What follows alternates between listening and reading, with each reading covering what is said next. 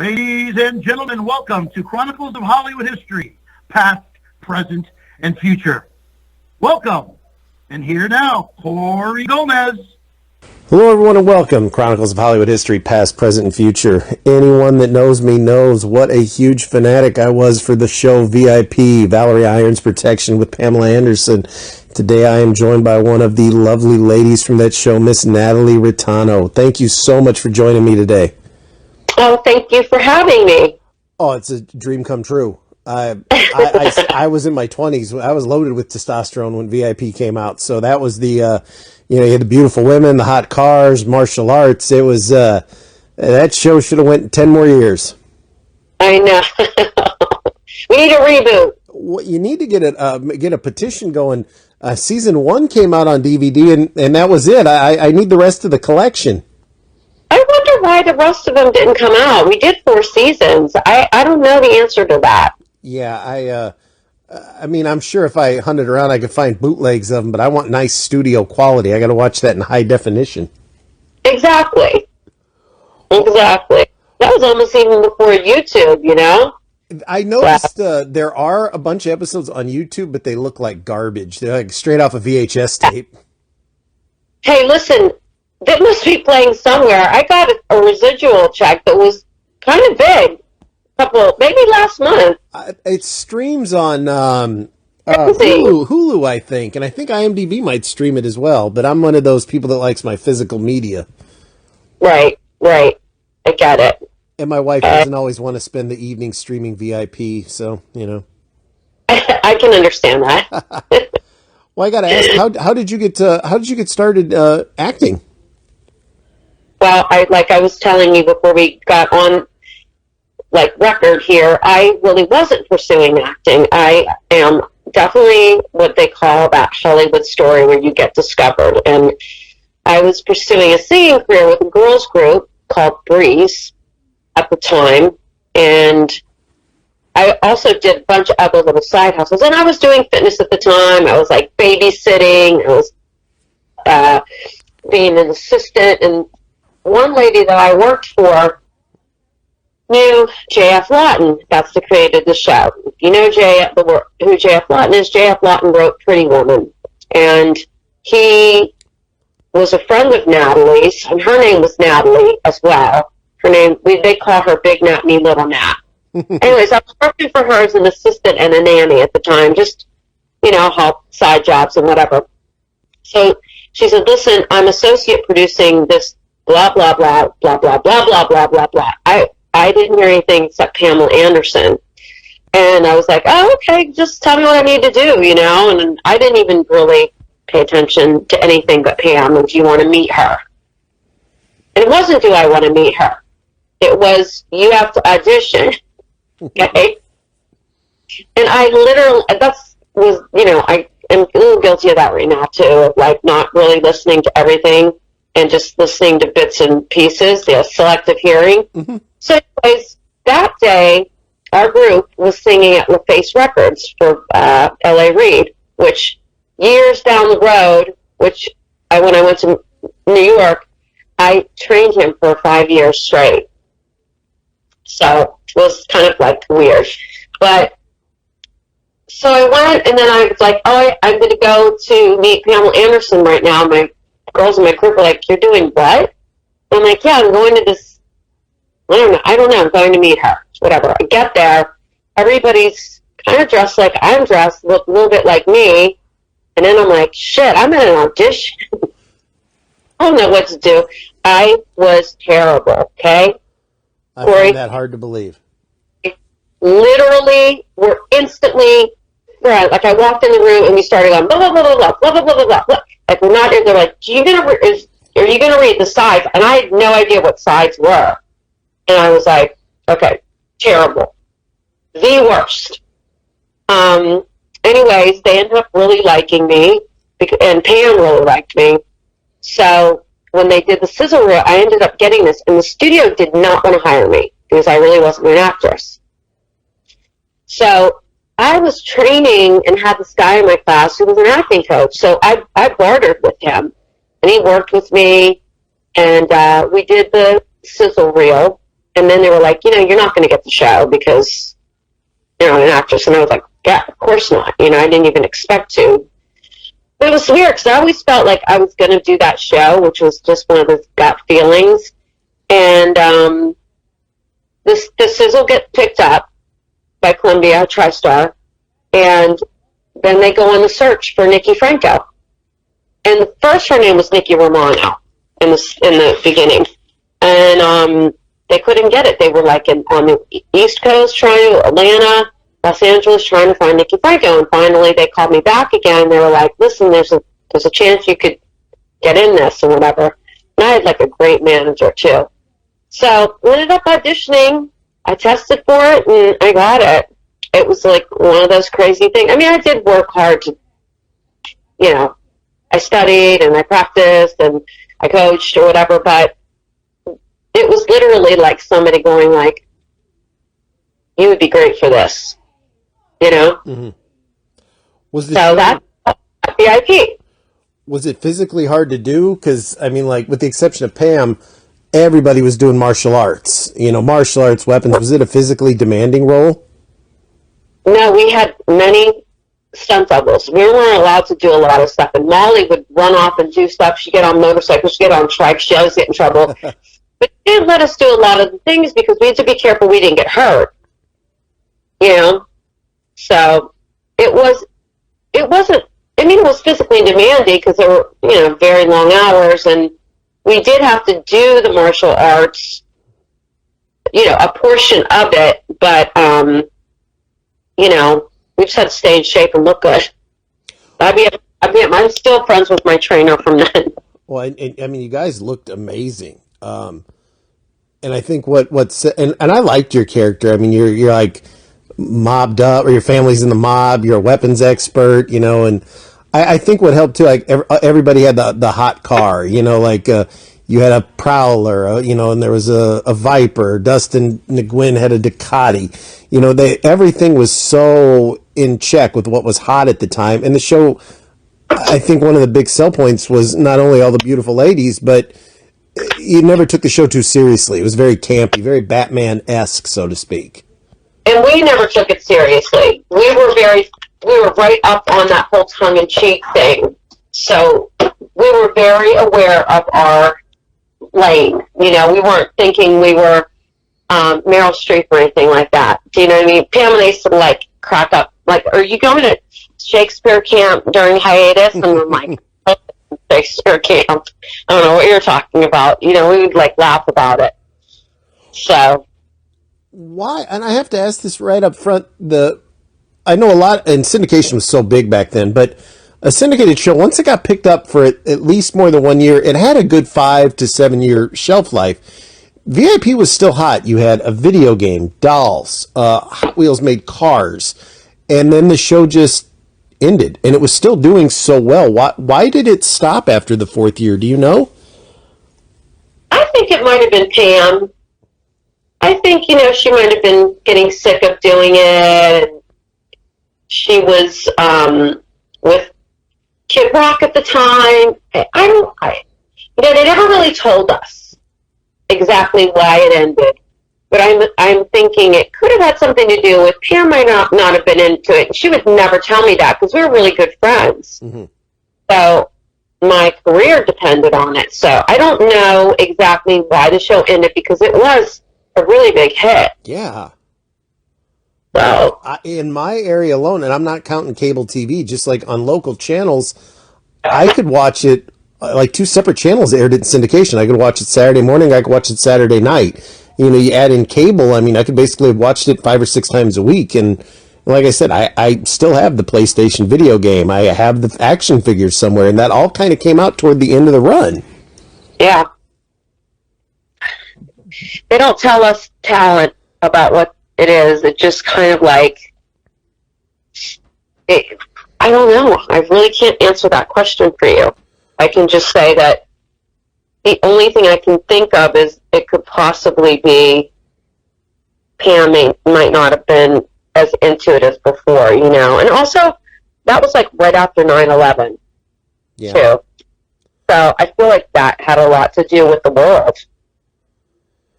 and the industry, everything changed after that moment in time, like it will right now. Yeah. Was it But fun? I mean, did you, because clearly watching the show, you guys look like you had a blast. Were you having fun all the time filming it? no idea. It was just like not even. It's just weird. I'm like, I'm getting paid a lot of money to like just come here and have fun. And plus, Pam and I were really, really good friends, so she didn't want to really be in there unless I was in a scene. So a lot of times they would write me in, because she'd be like, "All right, can that be written in here?" And I remember one day we all had a day off, and she had to do the day by herself. I don't want to do it by myself. They wrote me in as a ghost. Ethereal Nikki. Oh my God. Then she leaves and I'm still there working. I was just like, you're bitch. It's so much fun. And there's so many times. I mean, if you go back and you look at scenes with Pam and I, there's so many times that it's like Saturday Night Live where you see people cracking up. We would crack up, and they would that's what pissed them off, because they'd give us the scene, and then we would be like not being able to do it because we're laughing. And then we would also improv and not do the lines. So it was amazing. A lot of fun. Do you still keep in contact with her?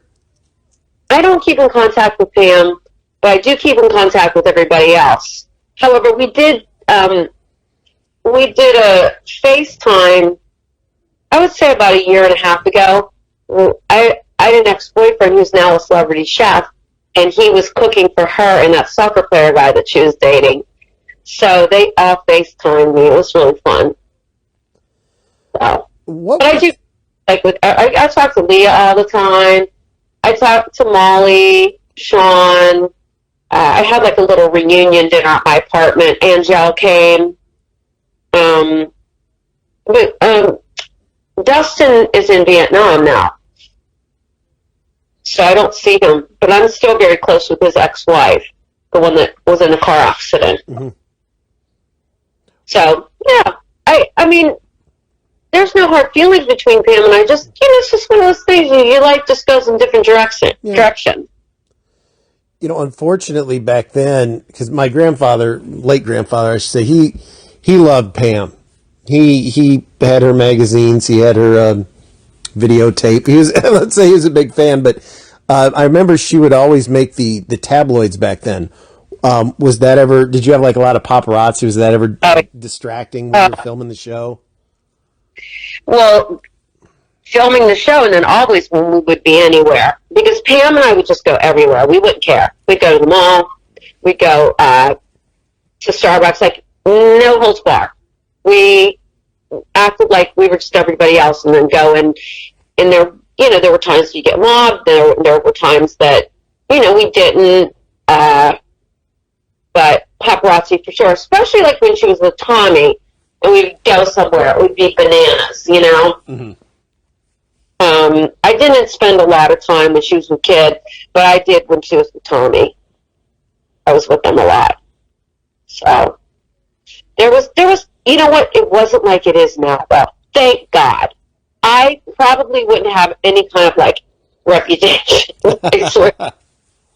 Because we would be out the minute it was like the martini. It's a wrap. Okay, see you at the club. We would just be out all the time. So I'm glad that they didn't have social media or things like they have now. So they're pretty crazy. Do you have any favorite guest stars that were on there? Oh my God! Because for a while, the first season, you had somebody every single episode. I remember. Well, first of all, Ice-T. Oh yeah. And I'm the one that got him on the show. Okay, I was out at the opening of the Tommy Hilfiger store in Beverly Hills, and he came up to me. He had seen the show, and he's like, "You're a superstar." And I was like, "No, you are a superstar." And I'm like, "You have to be on our show." And he's like, "I'll totally be on your show." And I'm like, on my cell phone with the executive producer, like, "I can get Ice-T on the show. Let's do this," So he ends up doing a couple I think he did one or two. Did two of them. He did, yeah, and like a little bit of a reoccurring cameo. But he played big parts. Oh my God, we had so much fun. And one time we filmed in Vegas. Okay, so Ice really loved me. He was like, okay, we're in Vegas. He drives up. We're out the entire night before, buck ass wild, and we went to that fight, the Mike Tyson fight, where he fought the white guy after he bit the ear off, Evander Holyfield. Am I right about my names right now? I don't know. Yeah. Anyway, It was Holyfield he bit. Yeah. okay, he bit Holyfield, and this was the fight right after that in Vegas. We were out bonkers the whole night. We go to the next day to the set, and Ice doesn't get there till later, 5 o'clock in the morning with all his people or whatever. We're still out, and hung over is an understatement. The next day, I'm in my trailer, and the next thing I know, I get a knock at the finally the next day I got there, and Ice and we went to a magic show, but he called me to his room. He goes, we braid my hair. It's like, sure, I'll braid your hair, no problem. I'm braiding his hair, doing his hair before we went out. Next day on the set, he won't let anybody do his hair.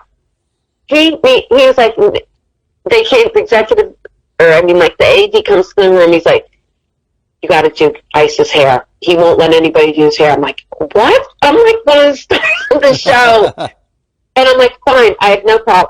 I'll do his hair. So I had to do his hair during the whole entire thing. So that was my favorite guest star. We had so much fun, and I was his hairstylist too during it. But we had really good guest stars. We had Eric Estrada, we had Eva Mendes that first season. Yeah, Jerry Springer, I remember. Oh, Jerry Springer. Stone Cold Steve Austin.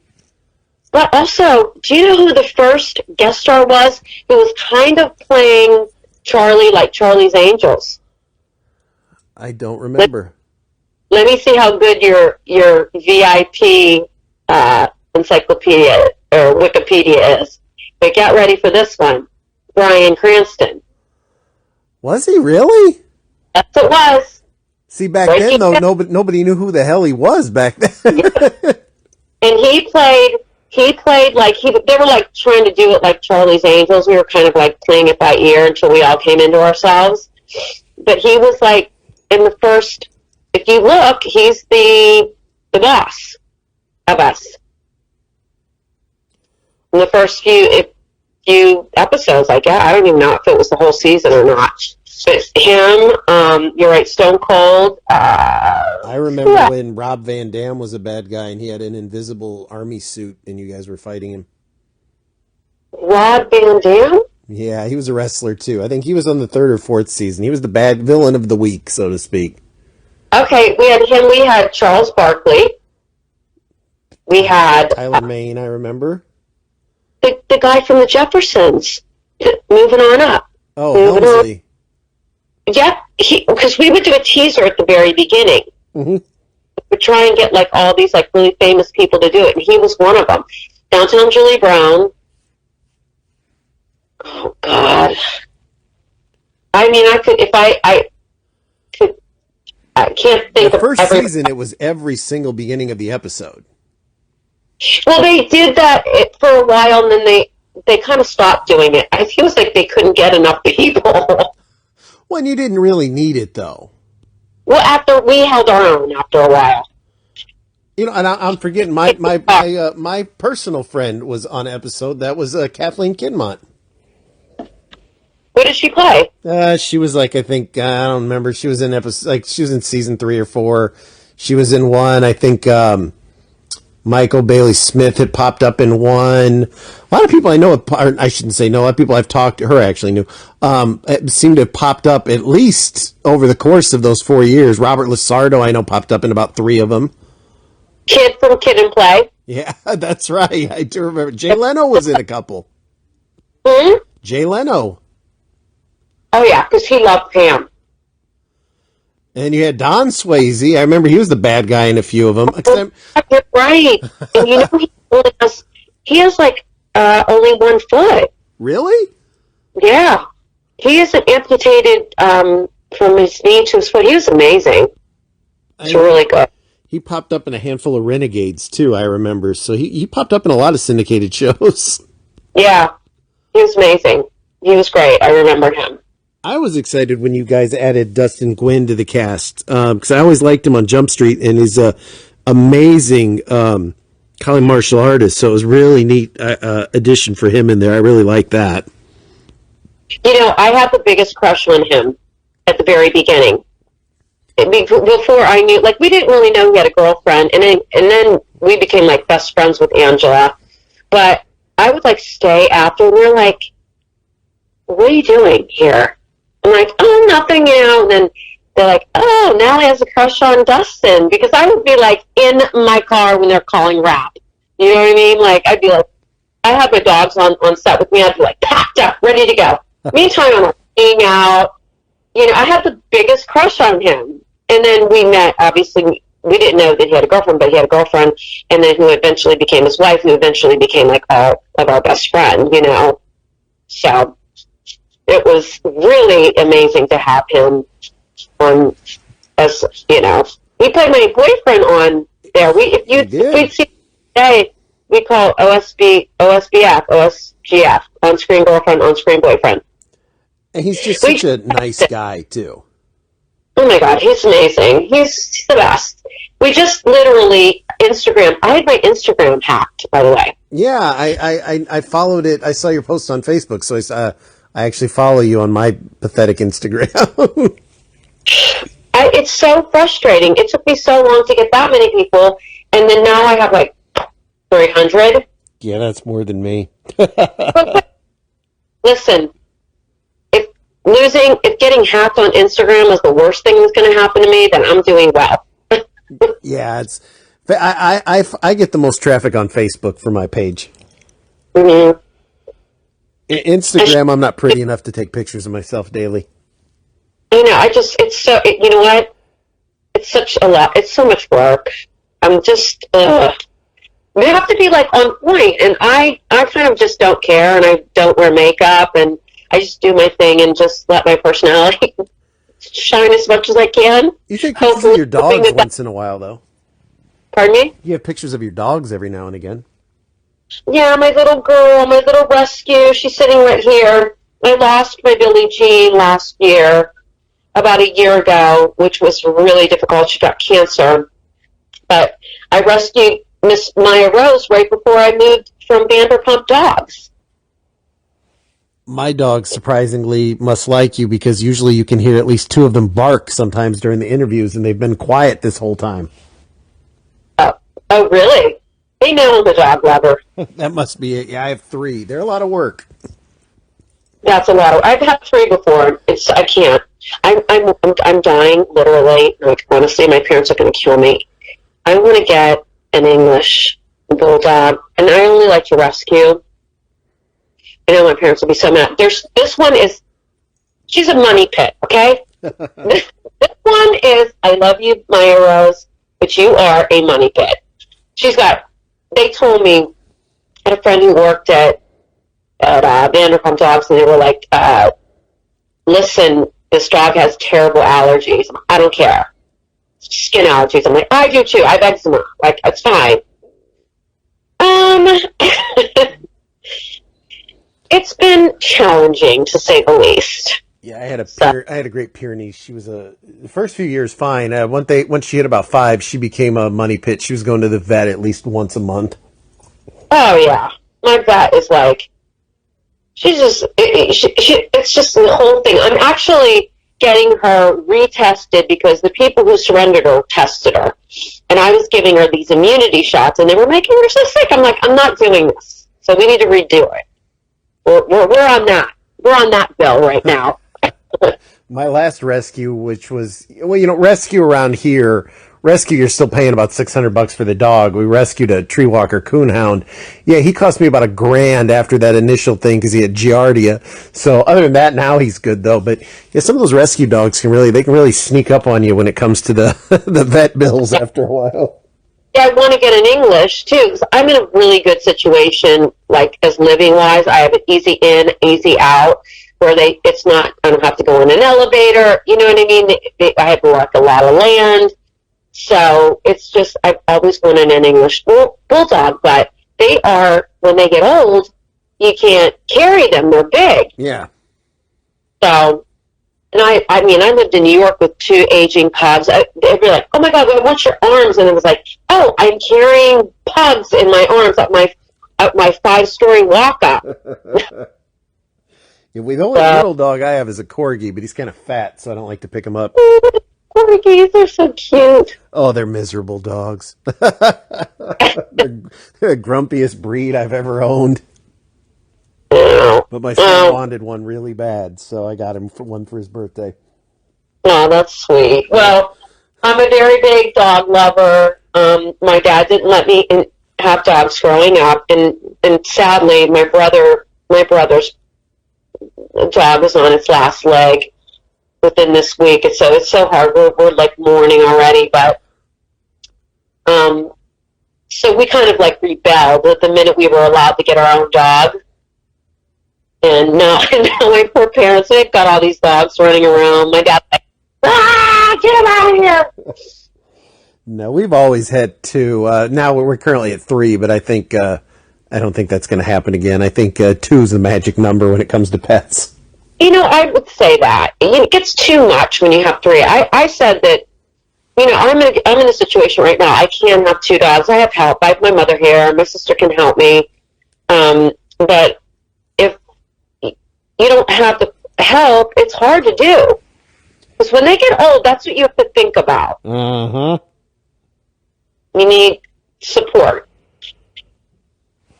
Yeah, luckily my wife does. You know, my son's 11, so he likes the dogs, but he's of zero help with them. well, let me tell you. I'll tell you why I have dogs. Because of Pam. She was like, "Oh, you can't not have a dog. Like, we're getting you a dog." And I was like, "Let's do this." And my first dog came from Pam. And so did my second. She gave me 2 dogs. And they lived to be 15 and 16 years old. Wow. Well, actually, hold on. My first one that she got me, Michael Jordan was my first black pug. He actually passed away 6 months into having him because he got neutered and he was a rescue.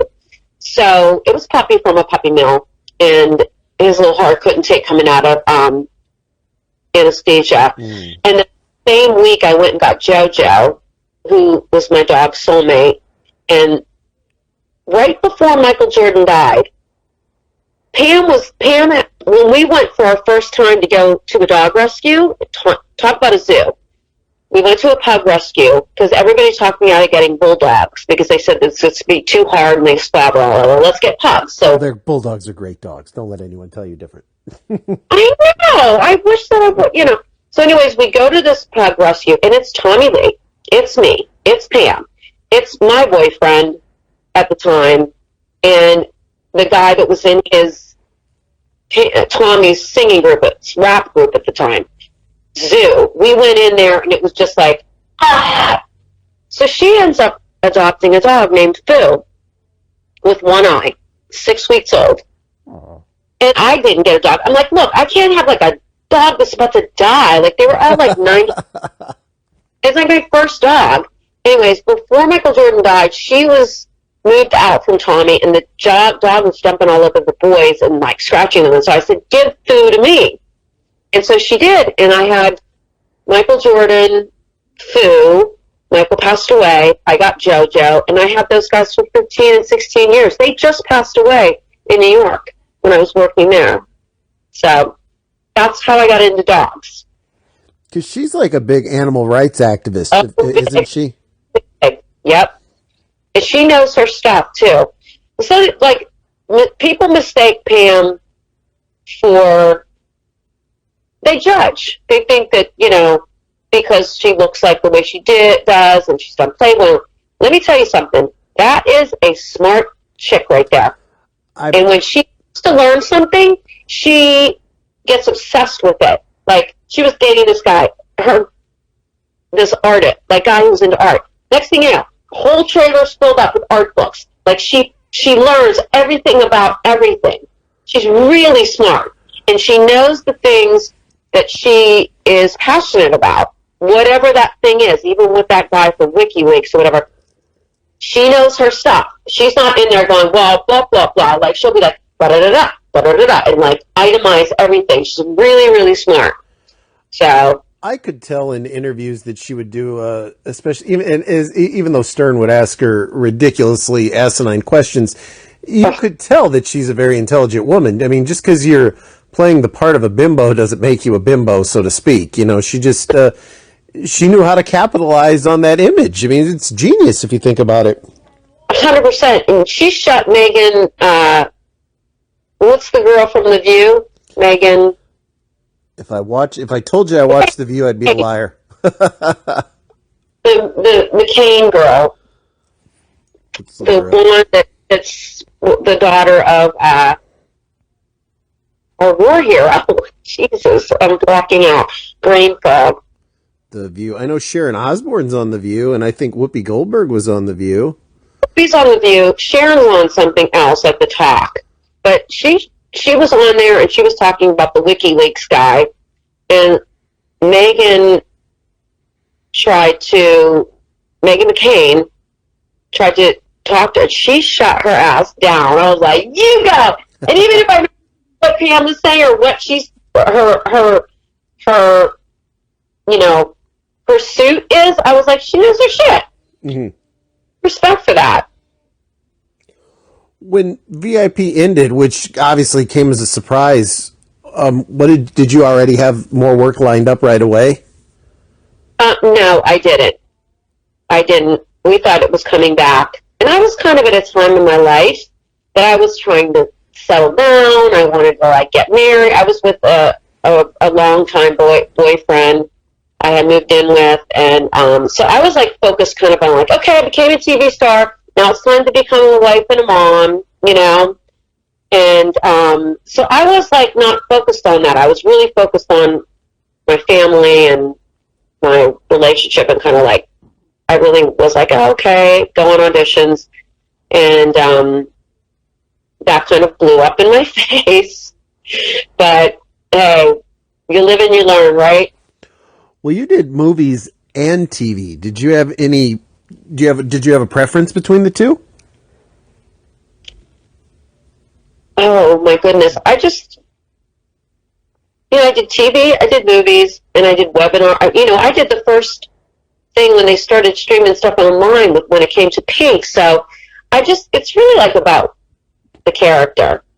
That's the most fun part that was the most fun I had with my acting life, was getting to play fun characters like I played. They were superheroes, They were like my alter ego in my head. Is it a safe bet that your VIP character was your favorite? 100%. I loved Nikki. Nikki is a part of who I really am. If I had all those skills, I would be that badass. I don't know. I've seen some of your workouts. I think you are pretty badass. I do have badassery in me. It's not as I'm a lot tamer now than I used to be because of I'm slowing down, I'm settling into other things, I'm more into, life, getting the best things out of life, living in your joy, finding what that thing is. And it changes all the time. I am a very big believer that no matter what you do, fitness has to be a part of it, just like brushing your teeth. So I've always done fitness. I taught it before I was an actress, and I trained all the time with a personal trainer the entire time I was on the show. And then I went and reinvented myself as a fitness expert after, because I really think it is such an essential part of life.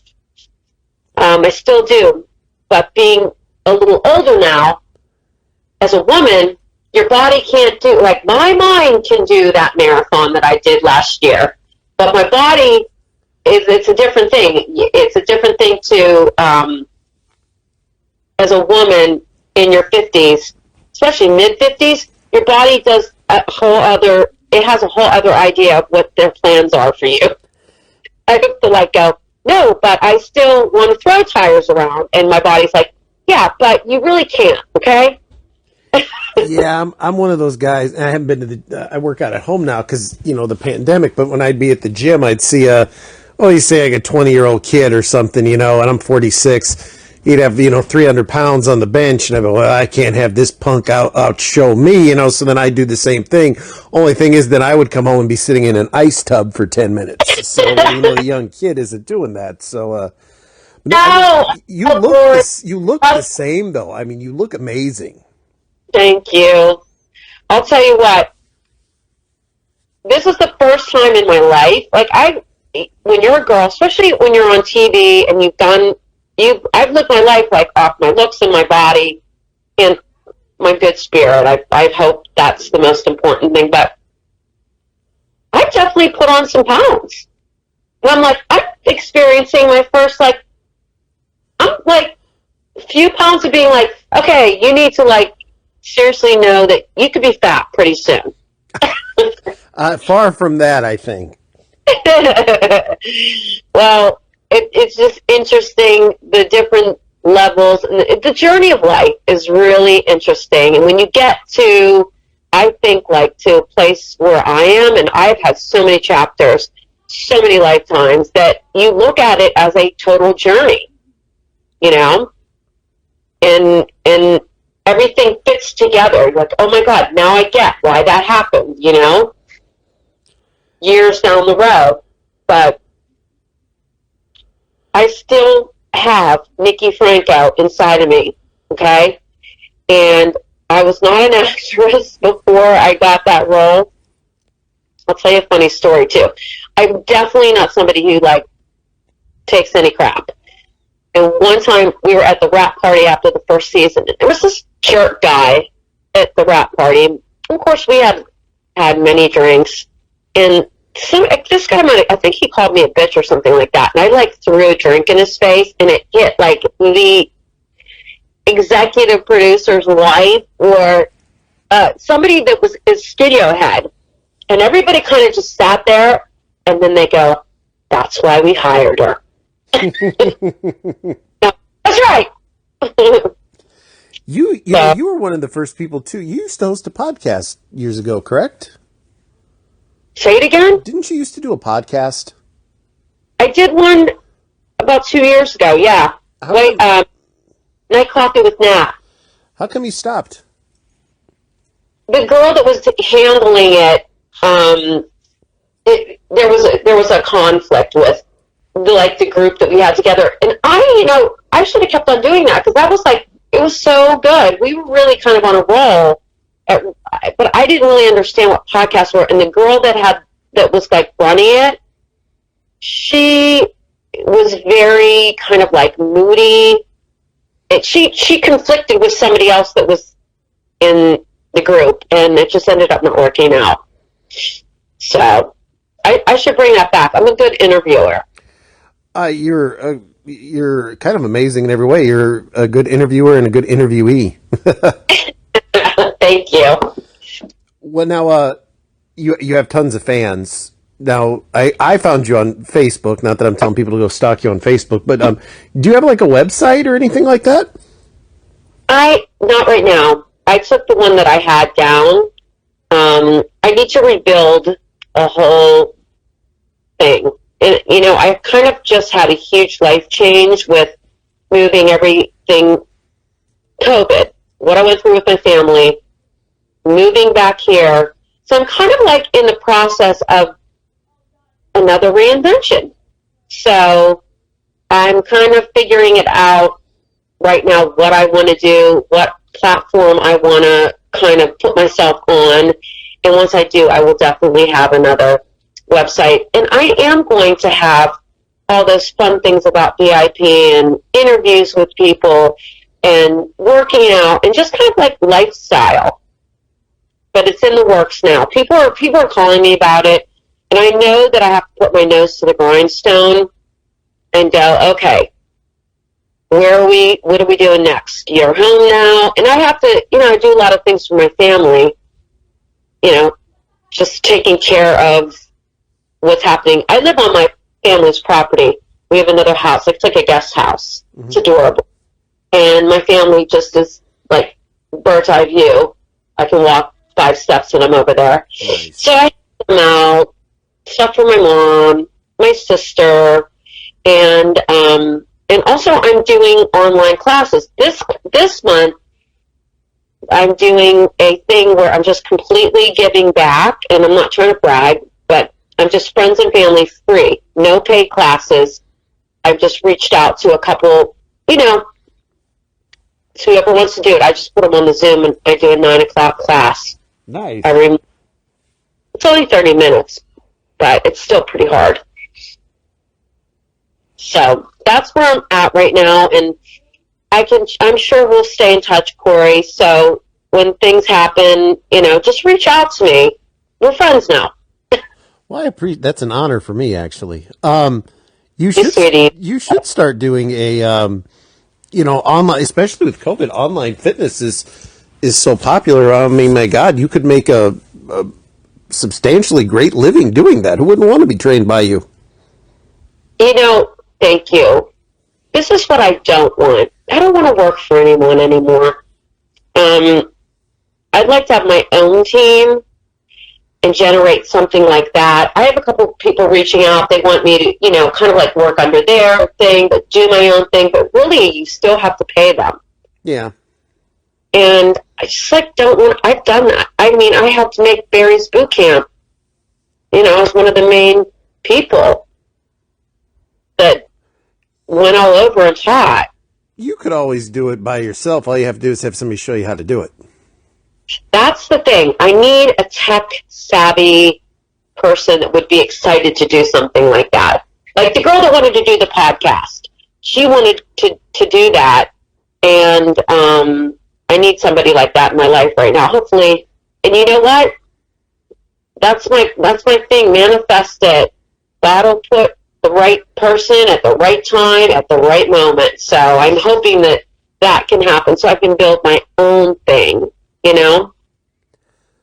I gotta ask because a good thing to ask is they brought back what fucking all this other garbage shit. Fuller House came back. They're rebooting Doogie Howser, MD. They're all these. What's the odds we'll ever see a VIP reunion? Listen, I just put that. They had something on an online. I don't know if you saw that thing that I posted about that. They wanted to reboot, but all of us would totally do it. It would be Pam. I would wonder if Pam would do it or not. So. I mean, you could technically. I mean, granted, would it be the same without her? No, but I mean, you guys could. You could still conceivably do it. She could. What's the old trope in all those shows? She moved, and now you have a new client protection agency or something like that. I mean, there's plenty of ways to do it. I'm sure, but it just wouldn't be the same if it wasn't with her. I mean, she made the show. I actually think all you guys made the show. I don't think, in my opinion, I don't think one was a bigger. Your chemistry was so amazing. You guys all made it a success. Well, thank you for saying that. And but like I said, that started at the top, and because Pam led the way, she opened the door for all of us to become those stars. You know what I mean? And honestly, she wanted us all to be stars. She was not. She sat in the makeup trailer with all of us. She didn't go and have her own, and we all did become stars from that. It was crazy. It was just, it's crazy. Crazy time. Fun time. One of the greatest shows ever. I've always said that, and you know what? No one ever disagrees with it either. Well, people who loved it really, really loved it, And I mean, like you said, people still. I just get. I'm always like so humbled. I'm like, wow. I'm very like, thank you that you would even know. Every once in a while, I'll be like walking somewhere or in an airport or like, oh my God, aren't you blah blah blah? And I'm like, wow, you're good. Even in like subways sometimes. I've had one. How do you even know that? I'd be running from client to client in New York City. So it was a 1 in a million show. I have to say. And you haven't aged. You look the same. Right away when I was like, okay, and someone gave me really good advice. They're like, quit trying to go through everyone's talent agent. Try to go through them direct if you're because usually my partner books most of the interviews, but like in my case, it was like, okay. And so I found I didn't need to search 25 Natalie Raitanos. I saw your face. It's like, that's her, because you really have not, you look the same. Thank you so much for saying that's very sweet. Very sweet. I wish I looked the same, but unfortunately I don't. But that little thing called age, it creeps up on you. And especially after a pandemic. I mean, my God, we've all been sitting on our asses for months now. Even somebody like me, when I do work out, but when I used to be, but I did the marathon and taught 2 spin classes the next day. Now I don't do that. And it changes when you're over 40. So it's a navigation, but you gotta put fitness somewhere in your life, and it doesn't have to be like putting a million weights on your barbell. It can be something that just is having you move, or getting out there and doing your 10,000 steps, and just getting the body to move so it doesn't get stiff and you don't get injured. It's really important as we age to move, so. It's hard to train martial arts, when you're home by yourself and you can't spar with an 11-year-old. But other than that, I got lucky because I won't go to a gym. I mean, they're cesspools basically. But I had just tons and tons of weights and workout equipment. It was all just stored in my garage. It was like, don't want to ever unpack all this shit in my new house. I'll just go to the gym. Boy, thank God, because I mean, around here people were paying almost $20 a pound for weights when the gym's in that closed. So I now have a basement office that's littered with dumbbells and bars. That's great. Just do what you can. That's all that matters. That you are taking some kind of action, but it's just different than different than what I used to do, because I used to teach and train all day. So, especially I'm full-blooded Italian. I love eating and drinking wine. Okay. Italian food's my favorite food, so yes, it can be. When I had surgery and I rewatched all The Sopranos, I also found my love for ziti and pasta and everything. So I gained a nice little amount of weight on Italian food in the span of the 6 months I couldn't exercise. What was your surgery? I had a kidney removed. Really? Yeah, it really sucks. Let me tell you. Did you donate or did? No, I had to come out. It had a tumor in it. Oh my God. And how are you now? Fine. It was found as a fluke. I was having these horrible stomach pains, and somebody had convinced me it was my appendix. It ended up being just a pulled stomach muscle. But when they did the CAT scan on me, they found a tumor in my other kidney. And it was cancerous tumor, but it hadn't spread. They found it just dumb luck early, still as like barely a stage 1. So like, well, we'll just take the kidney out and you'll be okay. And, man, like for 2 months, I had to like sleep on a couch. I couldn't even like bend my body to get into my bed. Oh my God. Thank God they found it. And I'm a true believer of like, that wasn't a fluke. They were supposed to find that there. What, normally when you have that, like my friend, her sister actually just last week passed away from it. Usually you don't find out about that until you're like far gone, you're peeing blood, you can't move, it's usually that's never found until that like toward the end of the 4th stage where you're just screwed. Oh my God, I'm so glad that they found that and you're okay now. Well, I appreciate that. They even actually were able to restitch where my tattoos on all over my stomach still match. So, Oh, nice. yeah. At first, the doctor's like, "I'll make sure, Corey, that all your tattoos match." I was like, "I don't give a shit about that. Do you have any marijuana I could have?" I was like such a nervous wreck, but no, all my tattoos lined up. So she did a very very nice job there. Wow, that's a testimony right there. Yeah, well, that should even get you more inspired to work out because that to me is like a second chance, you know? Yeah. You're meant to be here. You have some stuff to do. Yeah, one day I'll But figure out what that stuff is. hey, you know what? I'm in the same boat. So I'm always like, okay, am I doing my purpose? Am I doing what I'm supposed to be doing? I'm always kind of on like that, especially like I said in kind of like this transitional moment. Like, okay, what am I supposed to do now? What does God want me to do? And sometimes I just take a break, and next thing you know, I'm like, you'll see me here, you'll see me there. You know, that's why I'm not so crushed that I got hacked. Like, whatever. So your fans can follow you though on Instagram. Hopefully they do. I keep on like doing little Supernet Sundays, or I should go more on Facebook and have like a little bit more of a presence there because I know I probably have a lot of fans from Facebook. I'm trying to get organized where I do Supernet Sundays and then like Motivation Mondays do a live on Facebook Live, and then my Instagram Live is on Sundays. I have friends that do Facebook Live. They do pretty good on it. I think I did it once as a gag, but no, I know a lot of people that do it. They do really well on it. Yeah, I need to like. I think that I would probably do well on that because, and I'm obsessed. I have a TikTok account and I have some stuff on there.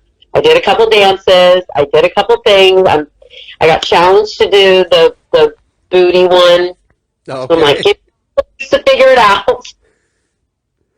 So your fans can follow you on TikTok. They can follow you on Instagram. So there's still ways all your fans can still keep up with you on social media and Twitter. Oh, you're on Twitter. I'm on Twitter too.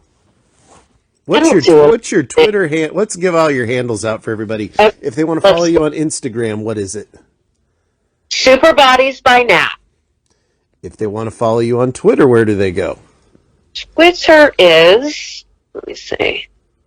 No, it's funny. No one knows what their Twitter handle is. They always have to look it up when I ask. I have to do the exact same thing. Oh, here it is. At Natalie Raitano. Well, that's easy enough. Breezy. And then my Facebook is, I want to say just Natalie Raitano. Yeah, I just typed in your name. Oh my God, my memory is, today is my Make-A-Wish Foundation. Mm-hmm. My guy that I did Make-A-Wish Foundation, we're still friends. I guess it wasn't like a last wish because he didn't die, thank God. But Sammy, his name's Sammy Markowitz, he surprised me 2 years ago at Barry's boot camp. He has spina bifida, and he's in a wheelchair. He surprised me after I came out from teaching class. And when we did that day, the Make-A-Wish Foundation, usually you just go and meet them. I spent the whole day with he and his family, and the Make-A-Wish people were like, celebrities don't usually do that. And I was like, oh, we're hanging out. Let's go. And we went to Universal Studios all day. We went out to eat. We had drinks at their hotel that they stayed at. We had a blast. Very nice. I found you on Twitter, Natalie Raitano, Nikki Franco on VIP, Celebrity Trainers, Super Bodies by Nat. So yes, just type in her name and she's there. I'm there. I'm available. I can't thank you enough for joining me today. I really, really appreciate it. This is kind of a dream come true for me to talk to someone from VIP. You know, this is, and I mean, I don't want to sound like a creepy weirdo, but if I didn't tell you I didn't have a huge crush on you when I watched the show, I'd be a dirty liar. So I'll just come out and say that right now. Thank you. I love it. This was fun. Thank you so much for the time. This has been great. Thank you for your time, ladies and gentlemen. You have been listening to the Chronicles of Hollywood History. Thank you from Gomez Richmond Productions.